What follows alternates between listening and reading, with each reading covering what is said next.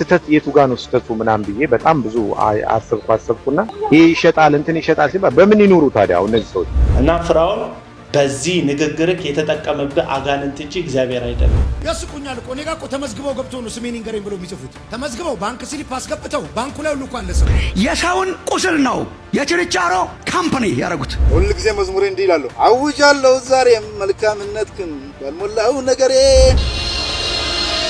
ከዛ ይሄ ሰው በጣም የገረመኝ እነዚህ ሐሰተኞች ተመልከቷቸው እንዴ! በጣም የገረመኝ ተንደርድሮ በቃ መድረክ ላይ ወጣ።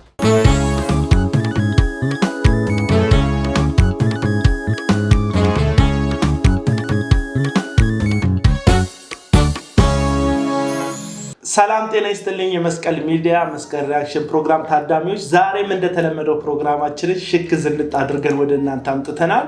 የተለያዩ አጀንዳዎች ላይ በዚህ ፕሮግራም ላይ እናወራለን።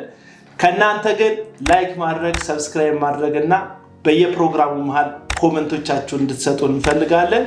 ቀጥታ ወደ ፕሮግራሙ እንሄዳለን።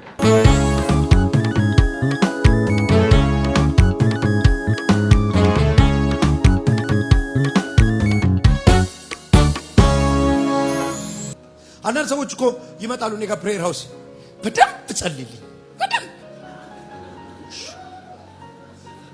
ጸልያለሁ፣ ጌታ ይናገረኛል። ከዛ ያልቃል። ምሳሌ እኔ ግን የመጣሁት በደንብ እንድትጸልይልኝ ነው። ምን መሰል አይምሮዋ ነው መርካት የሚፈልገው በደንብ። ፋንቱ ነው ስምሽ? አዎ። ፋንቱ ነው የወለደው ማን ነው? ደበላ አይደለም? አዎ። ደበላ 8 ልጆች አሉት። በደንብ ይሆነ ከ8ቱ አንዱ አንቺ ፋንቱ ነሽ።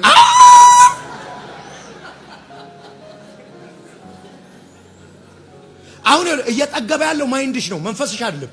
ይሄ ነው ደስ እያለው ያለው። ይሄ ነው ማይንድ ነው ደስ የሚለው። እንዲህ አይነት ሰዎች ደግሞ ለሐሰተኛ ይመቻቻሉ። ሁሌ ምንድን ነው ያለው? እንደዚህ አይነት ሰዎች ለሐሰተኛ ይመቻቻሉ እያለ ነው። እኔ በጣም የሚገርመኝ ነገር ሐሰተኛ ነቢያቶችና ሐሰተኛ አስተማሪዎች ራሳቸውን እንደ እውነት መለኪያና እንደ እውነት አገልጋይ አድርገው ለህዝቡ የሚያቀርቡት። ስሙ፣ ራሳቸውን ለሐሰተኞች ያመቻቻሉ እያለ ነው። በእግዚአብሔር ቃል መመዘኛ ሄደን ሄኖክ የትኛውን ቦታ ላይ እውነተኛ ነብይነትን የሚያሟላበት መስፈርት የለውም። በአዲስ ኪዳንም በብሉይ ኪዳንም የነቢያት መስፈርት ሄደን ለምሳሌ ቀጥላቸው ያለውን ነገር ስሙትማ። ያስቁኛል እኮ እኔ ጋር እኮ ተመዝግበው ገብተው ነው ስሜን ይንገረኝ ብለው የሚጽፉት። ተመዝግበው ባንክ ስሊፕ አስገብተው ባንኩ ላይ ሁሉ እንኳን ለስም የመጀመሪያ ጸሎት ስሜን ይንገረኝ። እኔ ጋር ተመዝግበው ገብተው ባንክ ስሊፕ አስገብተው እያለ ነው። ፕሬየር ሃውስ የሚባለው ቦታ ላይ የሚገቡት ከፍለው ሰዎች። እንግዲህ እነዚህ አዳራሾች ቸርች ተብለው የተቀመጡት አዳራሾች የተሰሩት ጸሎት ለመጸለይ የእግዚአብሔርን ቃል ለመማማር ከሆነ በተለያየ ጉዳይ ላይ የሚመጡ ሰዎችን ሌላ ቦታ እንዲጸልዩ ከፍሎ ማድረግ መጽሐፍ ቅዱሳዊ መሰረትን እንደ ሞራል ያለውም ሰው እንደዚህ አይነት ነገር አያደርግም። እነዚህ ሰዎች ግን አዳራሹን ለጸሎት ነው የገነባ ነው ብለውን ካበቁ በኋላ አዳራሽ ውስጥ ሰው እንዳይጸልይ ያደርጉና አስከፍለው ፕሬየር ሃውስ ፕሬየር እንትን የሚል ስም የሰጡትን ተቀጥዬ የሰጡትን ቦታ ላይ ያስከፈሉ አስገብተው በክፍያ ይጸልያሉ። እንግዲህ ጸሎቱ ነው በክፍያ ማደሪያ ያላችሁ ምናምን ብለው እነሱ ለማደሪያው ነው ምናምን ይላሉ። ነገር ግን እነዛ ሰዎች ችግር ስላለባቸው መፍትሄ ስለሚፈልጉ አንዳች እግዚአብሔር በእነዚህ ሰዎች ይናገረናል የሚል ተስፋ ስላላቸው የጠየቋቸውን ያክል ገንዘብ ከፍለው ያስገቧቸዋል። እንደዛም ሆኖ አያበቃ ትንሽ ነካነካ አድርገው ይጸልዩላቸዋል። ከዛ በኋላ ቤተክርስቲያን ለማሰራት ቴሌቪዥን ክፍያ አለብኝ እንደዚህ እያሉ እነዚሁ ሰዎች ለችግር መፍትሄ ፍለጋ የመጣውን ምዕመን ገንዘቡን አልበውት የሐሰት ትንቢት ነግረውት ማንም ስለማያቸው ስለማይቀረጽ የፈለጉትን ብለው ሰውን ዜሮ አስገብተውት ያወጡታል። እኔ አሁን ሰው ገብቶ ገንዘቡን ተዘርፏል፣ የውሸት ትንቢት ሰምቷል፣ የሐሰት ተስፋ ተሰጥቷል። እሱ ብቻ ደግሞ አይደለም ያበቃ። ልክ እንደሰማችሁት መድረኮቻቸው ላይ መዝናኛና መቀለጃ ያደርጓቸዋል። ሰዎችን ስም እንድንነግራቸው ይመጣሉ እያሉ ይቀልዱባቸዋል። አየ ገንዘብንም ይወስድብሃል፣ ከእግዚአብሔር ጋር ያጣልሃል፣ እግዚአብሔርን በራስ ማግኘት እንደማትችል እንዲሰማክ በሱ በኩል እግዚአብሔር እንደሚገኝ መካከለኛ እንደሆነ አይነት ባይ ዲፎልት እንደዚህ አይነት የስተት ትምህርት ያስተምሩካል። በእነሱ ጸሎት በኩል እግዚአብሔር የበለጠ ጸሎት እንደሚሰማ ይነግሩሃል። ከሄድክና ገንዘብን ከዘረፉ በኋላ ደግሞ የመጣህበትን ችግርክን አቃለው መድረክ ላይ ቀልድ ይቀልዱበታል ማለት ነው። እና ሄኖክ ጂፒኤስ ሰዎችን ገንዘብ እያስከፈሉ ለጸሎት አዳራሽ ውስጥ የጸሎት ቦታ መሰብሰብና ማስገባት አንዱ የሐሰተኛ ምልክት ነው። ኢየሱስ ሂዱ ፈውሱ አላቸው፣ ሂዱ ተአምሩ አድርጉ አላቸው። ነገር ግን በነፃ የተቀበላችሁትን በነፃ ስጡ ነው ያላቸው። እስቲ እንድናስተውለው ወደ ኋላ መለስ አድርገን ምን እያለ እንደሆነ ድጋሚ እንስማ። አንቺ ፋንቱ ነሽ።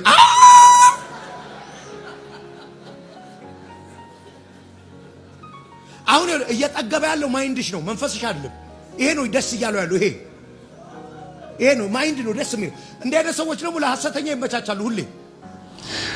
አንተ በላይ ሐሰተኛ አለና ነው ለሐሰተኛ የሚመቻቹት።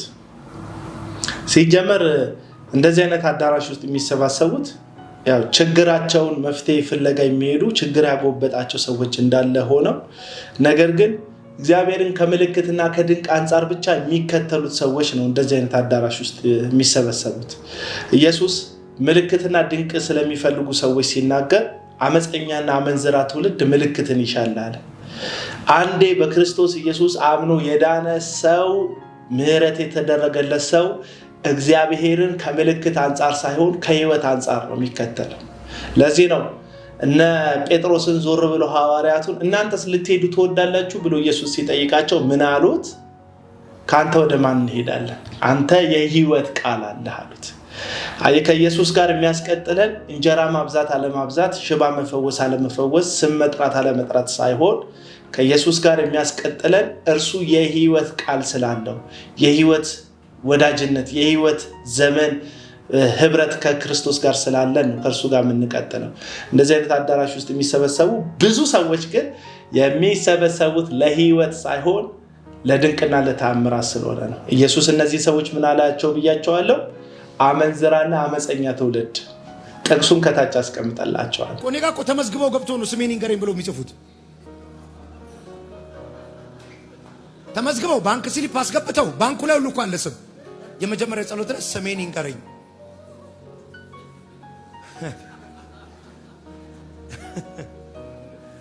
እኔ እኮ የሁሉንም ስም አውቀዋለሁ። አላውቀውም? እርስ አውቀዋለሁ። ያው ጻፌ ጋር ያለ ሁሉም ስም አውቃቸው ነው የምገባው። ደህና ናችሁ ፋንቱ አየሉ ሊሉ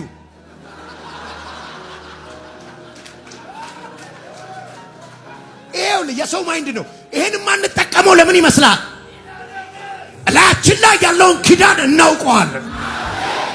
እላያችን ላይ ሰዎችን ገንዘብ እያስከፈለ ፕሬየር ሃውስ ብሎ እያስገባ ገንዘብን የሚበዘብዝ ከዛ በቁስላቸው ላይ ደግሞ መድረክ ላይ የሚቀልድ ኪዳን የለብንም። ይሄ የአዲስ ኪዳን መንፈስ አይደለም እና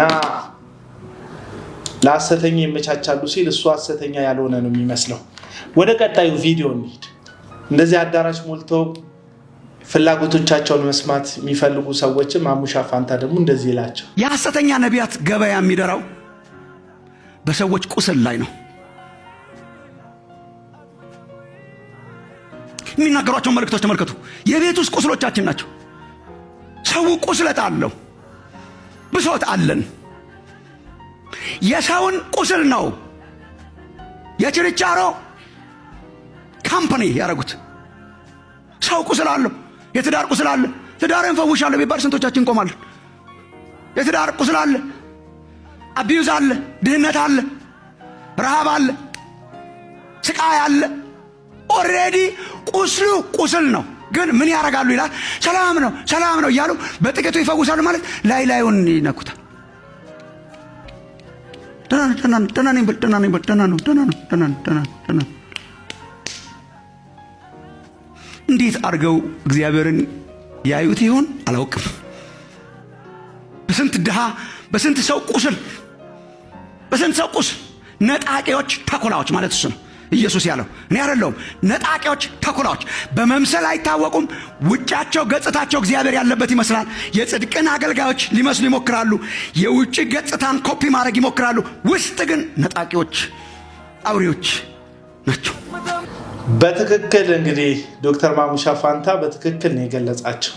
እንደነዚህ አይነት ጨካኞች እኔ ቀደም እንዳልኳችሁ ነው። እነዚህ ሰዎች በቁስላችሁ ላይ እንጨት እየሰደዱ ገንዘብ እያስከፈሉን ጸልያለን መፍትሄ አለኛ ጋር እያሉ ከዛም አልፎ ተርፎ ደግሞ እነሱ ጋር ስትሄዱ በሆናችሁት ነገር መድረክ ላይ ይቀልዱባቸዋል፣ ይስቁባቸዋል።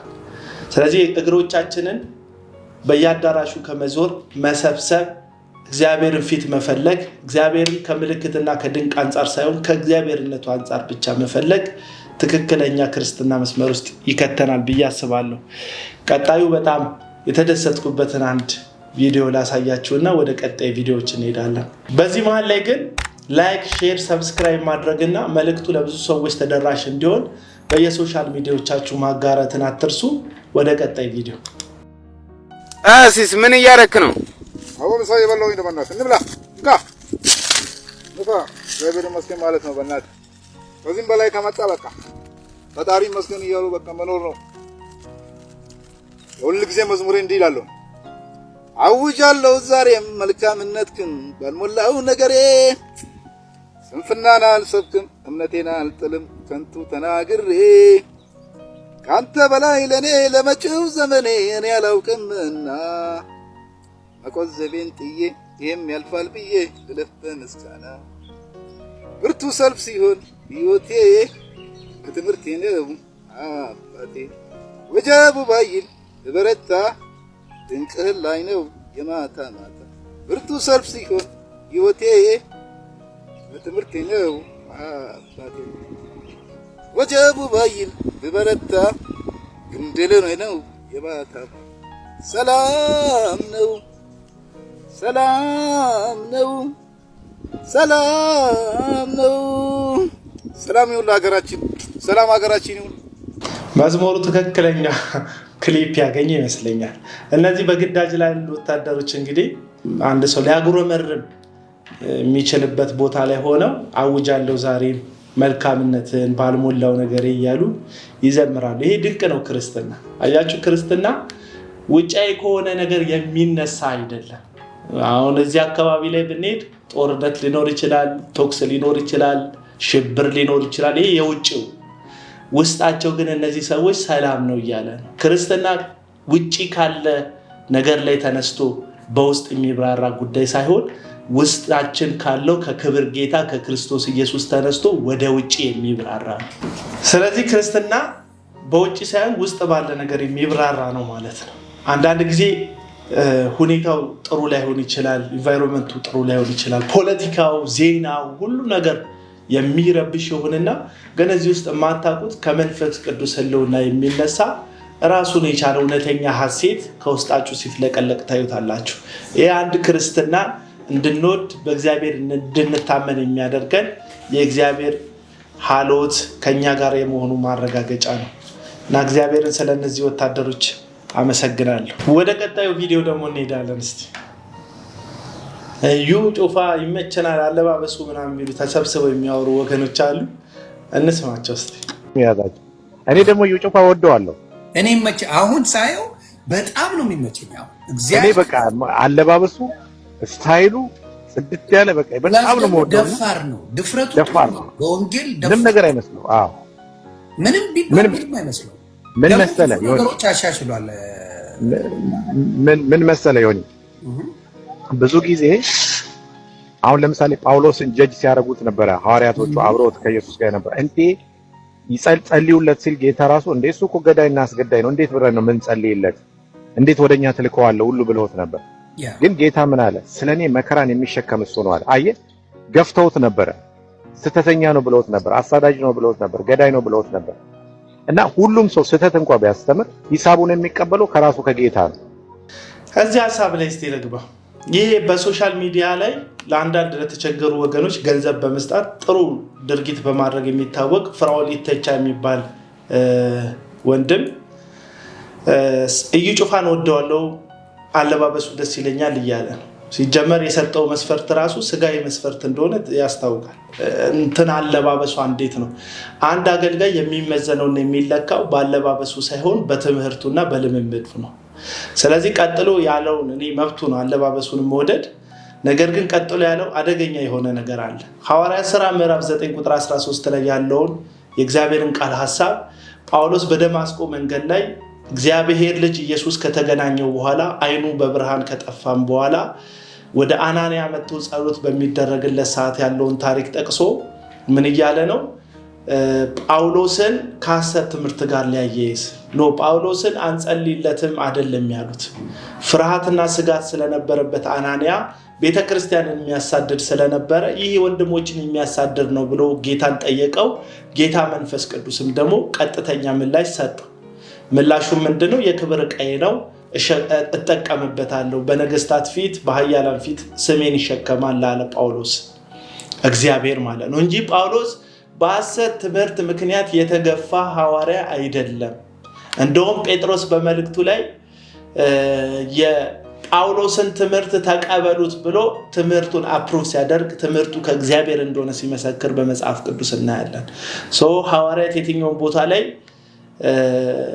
ሐዋርያው ጳውሎስን በተመለከተ በሐሰት ትምህርት ክስ አልቀረበበትም ቀጥሉ ስሙት ፈራጅና እንትን የመፍረድና የእንትን ማለት አለ መንፈስን መርምረን ትምህርቱን አለመቀበል ነው እንጂ ተሳስታል እንደዚህ አንተ ሌባ ቆሻሻ ምናምን ማለት መብት የለንም መንፈሱን መርምረን ትምህርቱን ያለመቀበል እንጂ ሐሰተኛ ነህ የማለት መብት የለን ይያለ ነው ፍራውሊቴቻ ሐሰተኛ ነህ የማለት መብት አለ መጽሐፍ ቅዱሳዊ መብት ለምንድን ነው እንደዛ የማለት መብት ያለን ኢየሱስ ክርስቶስ ፈሪሳውያንን በነበረበት ዘመን ላይ ትምህርታቸውን እንዲጠበቁ ከፈሪሳውያን እርሾ ተጠበቁ ሲል ከፈሪሳውያን ትምህርት እንዲጠበቁ አይደንቲፋይ አድርጎ ፈሪሳውያን ትምህርት ከነሱ እርሾ ተጠበቁ ብሎ ገልጧቸዋል ኢየሱስ ፈሪሳውያን ብሎ ከገለጠ በዘመኑ የነበሩ የኖስቲክ ትምህርት አራማጆችን ዮሐንስ ትምህርታቸውን ጠቅሶ ትምህርታቸው ከእግዚአብሔር እንዳልሆነ ይህን ትምህርት የሚያስተምር ከጌታ እንዳልሆነ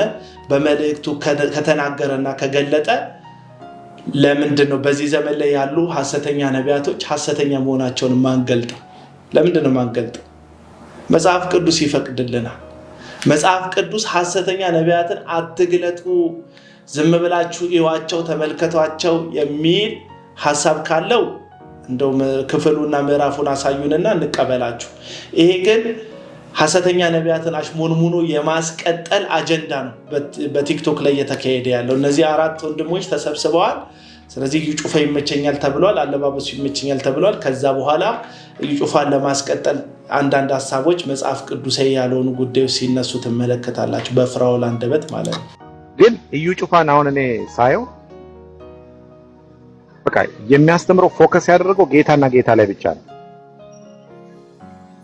እና ጌታ ኢየሱስ ክርስቶስን ነው የሚያስተምረው አሁን ስተት የቱ ጋር ነው ስተቱ ምናም ብዬ በጣም ብዙ አሰብኩና ይሄ ይሸጣል እንትን ይሸጣል ሲባል በምን ይኖሩ ታዲያ እነዚህ ሰዎች መኖሪያ ያስፈልጋል ምግብ ያስፈልጋቸዋል ገብቷል የሆነ ነገር ያስፈልጋቸዋል ኢንካም ያስፈልጋቸዋል ስታየው ብዙ ቤተ እምነቶች አሁን በቢሊየን የሚቆጠራላቸው ሀብታሞች ናቸው አሁን ሰሞኑንም ዜና እየሰማ ከነበረ ቢሊየን ምናምን ይጠራል አንድ ሰው ወስዶ ተብሎ እና እነዚህ ሰዎች ምናልባት በተለየ መንገድ ላይ ያደርጉት ይችላሉ ግን ዋናው ፎከስ የሚያደርጉት ጌታ ኢየሱስ ክርስቶስ ላይ ነው እሱን ብቻ እንዳያስጥለኝ ብቻ ነው መሰማው እንጂ ስለሌላ ስለግል ህይወቱ አይመለከተኝም ግን ይጩፋን ሳይሆን ስታይሉ ይመቸኛል በቃ መጽሐፍ ቅዱስ ስለ ሐሰተኛ ነቢያት ምንድነው የሚለው ገንዘብን በመውደድና በመዳራታቸው ይከተሏቸዋል ይላል አንደኛው የሐሰተኛ ምልክት ተደርጎ በተለይ የጴጥሮስ መልእክት ላይ የተጻፈልን ሐሳብ ምንድነው ገንዘብን በመውደድና በመዳራታቸው ሰዎች እንደሚከተሏቸው ነው የሚናገረው እኔ አሰብኩና ይላል ፍራውል በጣም አሰብኩና ይሄ ሰውዬ ኢየሱስ ላይ ነው ፎከስ ያደረገው ኢየሱስ ላይ ነው ትኩረት ያደረገው ስለዚህ በምን ገቢ ያገኝ ዘይት መሸጡንም ትክክል ሊያደርግልን ሲሞክር አሁን እኔ ዘይት እኮ መቼም የምግብ ዘይትን ስንቃወም ሰምታችሁ አታውቁ የቅባት የፀጉር ዘይትን ስንቃወም ሰምታችሁን አታውቁ እየተቃወምን ያለነው ይፈውሳል የሚባለው መንፈስ ቅዱስ በላዩ ላይ አለ የሚባለው ሐሰተኛ ፈውስ ያለበትን ዘይት ነው አንደኛ መጽሐፍ ቅዱስ ላይ ለታመመ ሰው በዘይት እንዲጸልዩ በቀጥታ መልእክት የተነገራቸው የቤተክርስቲያን ሽማግሌዎች ናቸው ያዕቆብ መጽሐፍ ምዕራፍ 5 ላይ ሄዳችሁ አንብቡ በእምነት ስለሆነ ጸሎት ያዕቆብ ይናገርና ከናንተ ማንም የታመመ ቢኖር የቤተ ክርስቲያን ሽማግሌዎችን ይጥራ እነሱም ይምጡና በዘይት ይጸልዩለት ይላል እንጂ አዳራሽ ውስጥ ዘይት እያንዶቆዶክ እንድትጸልይ አንድ መጽሐፍ ቅዱሳዊ ትእዛዝ አልተሰጠም። የለም እንደዚህ የሚባል። ከዛስ ሌላ ቤተ እምነቶች በቢሊየን አላቸው። እነዚህ ሰዎች ምን አላቸው እያለ ነው። ዘይት ተሽጦ የዩ ጩፋ ዘይት ተሽጦ ምንድነው ውጤት ያመጣው ሲባል ለሱ ሌክዠሪ ላይፍ ሰጠው እንጂ እዛ ቤት ላይ ያሉ ድሃ ምዕመኖችን ህይወት አልለወጠም። ምስኪኖችን ስራ እንዲያገኙ አላደረገም። እሱ 5 ስታር ሆቴል እንዲገነባ እሱ የራሱን ምድራዊ ህይወት እንዲኖር ነው ያደረገው። ይሄም ደግሞ አንደኛው የሐሰተኛ ምልክት እንደሆነ መጽሐፍ ቅዱስ ይናገራል። እንዴት አወክ ካላችሁኝ በቀላሉ ልነግራችሁ እችላለሁ። የፊልጵስዩስ መልእክት ምዕራፍ 3 ቁጥር መጨረሻ ላይ 19:20 ላይ ሐዋርያው ቅዱስ ጳውሎስ ሲናገር የመስቀሉ ጠላት ሆኖ አንዳንድ ሰዎች ይነሳሉ ይላል። አንዳንዶች ይነሳሉ። እነዚህ ሰዎች ሆዳቸው አምላካቸው ነው፣ ክብራቸው በኖራቸው ነው፣ ሐሳባቸው ምድራዊ ነው ይላል። ምድር ተኮር ነው። እዩ ጩፋ እንግዲህ ከዚህ በፊት የሚታወቀው ሚራክል መኒ አበዛለሁ እያለ ነው። ታምራዊ የሆነ ገንዘብ ድንገት አካውንታችሁ ውስጥ ይገባል እያለ የሚያስተምር ሰው ነው። ታምራዊ ገንዘብ የሰው አካውንት ውስጥ መክተት የሚችል ከሆነ ለምንድነው ጥሬ ገንዘብ ከሰው እጅ የሚቀበለው? ለምን ራሱ አካውንት ውስጥ ታምራዊ ገንዘብ አያስገባም? እኔ እነዚህ ታምረኛ ሰዎች ከሄዳችሁ በላባችሁ በወዛችሁ ያመጣችሁትን የሚዳሰስ የሚጨበጥ ገንዘብ የምትሰጡ ሰዎች ታስቁኛላችሁ። እነሱ ለእናንተ በተአምር ከሆነ ሰው ኪስ ዘሎ እናንተ ኪሱ ስለሚገባ ገንዘብ እያስተማሯችሁ እናንተ ከእናንተ ኪስ ወደ እነሱ ገንዘብ እንዴት ትከታላችሁ? እናንተ ጋር በተአምራት ገንዘቡን እንደሚያስገቡ ሁሉ ለምን ለራሳቸው ገንዘቡን አያስገቡም ነው። እና ፍራኦል ድሃ በምትረዳበት፣ ምስኪኖችን በምታግዝበት፣ ለሰዎች ፈጥነ በምትደርስበት በደግ አድራጎትህ አከብርሃለሁ። ነገር ግን ስለ እዩ ጩፋም ሆነ ስለ ሐሰተኛ ነቢያቶች በጥብቅና መልክ የሰጠከውን መጽሐፍ ቅዱስን የሚጣላ ሐሳብ ግን ፊት ለፊት እቃወምሃለሁ። እንደ እግዚአብሔር ቃል አላወራህም፣ የእግዚአብሔር ቃል አይደግፍህም። ሐሰተኛ ነቢያትን ለማስቀጠል በዚህ ንግግርህ የተጠቀመብህ አጋንንት እንጂ እግዚአብሔር አይደለም። ቀጥለን እንሰማዋለን። ደግሞ ስታይሉ ይመቸኛል፣ ወጣት ነው እና ሳየው በቃ በጣም ነው ደስ የሚለኝ። ዝም ብዬ ሳየው ትምህርቶቹ ምናምን እና ቸርቹን ጽድት አድርጎ ነው ያዘው። የሆነ ንጽህና የሚወድ ሰው ነው። ክሊን ነው ከነበረው እኮ የሚገርም በጣም ለውጥ አለ። በፊት ከሚባለው በፊት የነበሩ ልምዶች ምናምን ኮምፕሊትሊ ቀርቷል፣ እየተከታተልቷል። ዮኒ ማኛ ደግሞ ምስክር ሆኖ መጣ ማለት ነው። ምንም የቀረ ነገር የለም። እግር ማንሳቱ በግድ ነው የተወው። እግር ስላነሳ ስላላነሳ አይደለም። አጋንንት ማስወጣት የእግዚአብሔር ሰውነት ምልክት አይደለም። ድንቅና ተአምር ማድረግ የእግዚአብሔር ሰውነት ምልክት አይደለም። እሱን ለማወቅ ሂዱና ማቴዎስ ወንጌል ምዕራፍ 7 ከቁጥር 13 ጀምሮ ያለውን ቃል አንብቡ። እነዚህ ሐሰተኞች በስሙ ምልክትን ያደርጋሉ፣ ድንቅን ያደርጋሉ፣ ፈውስን ያደርጋሉ፣ ግን እግዚአብሔር ልጅ ኢየሱስ አያውቃቸውም። ስለዚህ ተአምርና ምልክት የእግዚአብሔር ሰውነት ማረጋገጫ አድርጋችሁ የምታስቡ ሰዎች ተጠንቀቁ ለማለት ነው። ወደ መጨረሻው ቪዲዮ እንሂድ።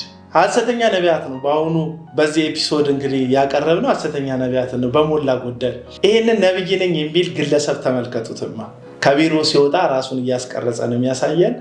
ወደ ቪዲዮ እንሄዳለን በቀጥታ ተመልከቱ። ይህን ሰው ከቢሮ ወጥቷል፣ መጽሐፍ ቅዱሱን ይዟል በስሎ ሞሽን ደረጃ እየወጣ ነው።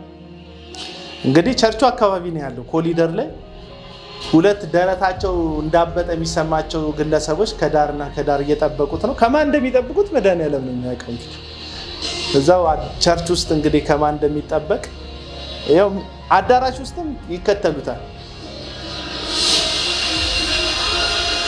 ሙዚቃዋ ደግሞ በቃ ያበደች ናት። የሆነ ተአምራት ሊሆን ነው። ከዛ ይሄ ሰው በጣም የገረመኝ እነዚህ ሐሰተኞች ተመልከቷቸው። እንግዲህ በጣም የገረመኝ ተንደርድሮ በቃ መድረክ ላይ ወጣ። በጣም ነው የደነቀኝ። ገለጠ እንደመጣ ከቢሮ ከዛ ወደ ስብከቱ ገባ። ይሄን ነው የምላችሁ። እነዚህ ሰዎች የቤተ ክርስቲያን አካል አይደሉም፣ አንድ ብልት አይደሉም። ራሳቸውን እንደ ሙሉ ቤተ ክርስቲያን ነው የሚቆጥሩት። የጸሎት ሰዓት ላይ የሉም፣ የአምልኮ ሰዓት ላይ የሉም። አብረዋችሁ አያመልኩም፣ አብረዋችሁ ጌታን ፊት አይፈልጉም። እንደዚህ የሚል የለም። አንድ ላይ ሐዋርያት ማዕድን በመቁረስ አብረው ከቤተ ክርስቲያን ጋር ይተጉ ነበር እንጂ ራሳቸው እንደ ስፔሻል ነገር አያዩም። ለዛውም የበጉ ሐዋርያት አዲስ ኪዳን የሐዋርያት ሥራ መጽሐፍትን አጥኑ። አብረው ከቤተ ክርስቲያን ጋር ይጸልዩ ነበር፣ ህብረት ያደርጉ ነበር እንጂ ራሱ የተለዩም አልነበሩ። እንግዲህ ሐዋርያቱን ያልኳችሁ የበጉ ሐዋርያት እነዚህ እኮ መሰረት ናቸው። ለእምነታችን ለክርስትናችን መሰረት የሆኑ ሐዋርያት ራሳቸውን እንደ አንድ የቤተ ክርስቲያን ብልት አድርገው በትምህርቶቻቸው ሲገልጡ፣ እነዚህ ሰዎች ግን ሁሉ በሁሉ ናቸው። እነሱ ናቸው የሁሉ ነገር ማሰሪያ። ገባ? አይጸልይም። እና አንድ የምትለዩቸው በዚህ ነው። ፓስተራችሁ እንዴት ነው? እናንተስ ቸርች ነብይ ከሌጋ ያላችሁ ሰዎች እንዴት ነው? ነብዩ ጸሎት ላይ ይገኛል? አብሯችሁ ይዘምራል? አብሯችሁ ይንበረከካል? አብሯችሁ የእግዚአብሔርን ቃል ይሰማል? ሌሎች ሲያገለግሉ ቁጭ ብሎ የመስማት ልብ አለው ወይስ እሱ ሳይኖር ነው ሌሎች የሚያገለግሉት? በዚህ ቼክ ማድረግ ትችላላችሁ። ከእግዚአብሔር ቃል ባለፈ ሐሰተኞችንና እውነተኞችን ማለት ነው። ተባረኩልኝ። ቪዲዮ ለብዙ ሰው እንዲደርስ በስተመጨረሻ ላይክ አድርጉት፣ ሰብስክራይብ አድርጉት። በብዙ ሶሻል ሚዲያ ላይ ሼር በማድረግ አብራችሁን ቆሙ። ጌታ ኢየሱስ ይባርካችሁ። የሚቀጥለው ሳምንት እንገናኛለን። ሰላሙን